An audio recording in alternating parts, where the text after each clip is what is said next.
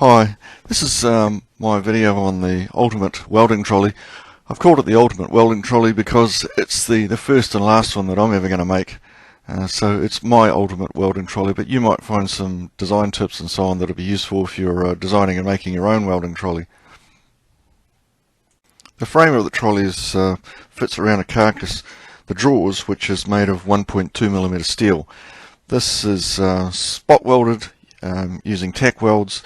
And also I drilled out 6mm holes in one sheet and welded through to connect to the other side. On the back I did a full seam weld across the curved part. The curve on the rear section provides an insert for the cylinder to sit in and be held in place. The inside of this shows that a number of tack welds were placed and then full welds made between the tack welds to minimize distortion. And here's what it looked like when it was finished. I bought one of these Nomad portable fold-up welding tables, and I found it really useful for making up the frame and doing all the welding. It was a good investment. The frame was made from 35mm square tubing, 2.5mm thick wall thickness. I found this is entirely adequate for this type of trolley. I know that I've seen other trolleys that have been built out of much heavier steel sections, but really it just isn't necessary. I made the trolley that only held one gas bottle because I'm only ever going to do MIG welding. If I did TIG welding, I'd have to buy another gas bottle, and I'm not going to do that.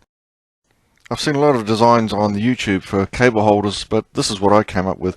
These are just made out of 1.2mm sheet metal, and they work really well.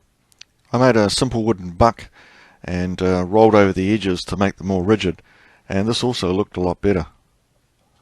I then connected the pieces with a series of tack welds spaced at about 2.5 centimeters, and then filled in the gaps between the dots to reduce the amount of heat distortion from welding. This worked really well. The end result was some nice looking cable holders that are really practical. They're not that difficult to make, and they don't add any significant weight. On the other side I just added a simple bar to hold grinders. It's just a straight piece of flat 25mm by 3mm bar folded on the vise. The dimensions of the whole trolley were basically determined by the drawers.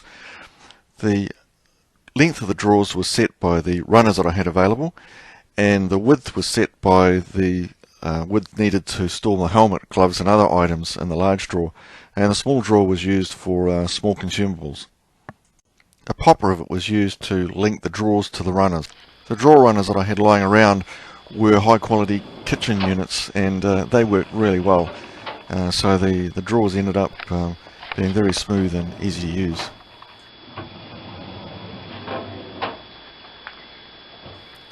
The tank was held in place with a strap that I had around the workshop.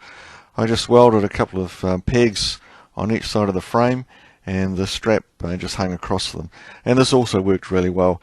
There was no clanking and clanging of chains, didn't scratch the cylinder, and it's just simple and easy to make. The wheels are set in so that they won't catch on stuff as they're going past. I bolted the wheels on the front because I wanted to powder coat the frame, and I couldn't powder coat the wheels. The cantilever design allows really good access to the lower tray where all the loose bits and pieces are stored. The lower tray is perforated so that all the dust and everything goes through. I don't have to worry about cleaning it out. This trolley design has worked out to be really practical and easy to use, and if I was building it again, I don't actually think I'd make any changes.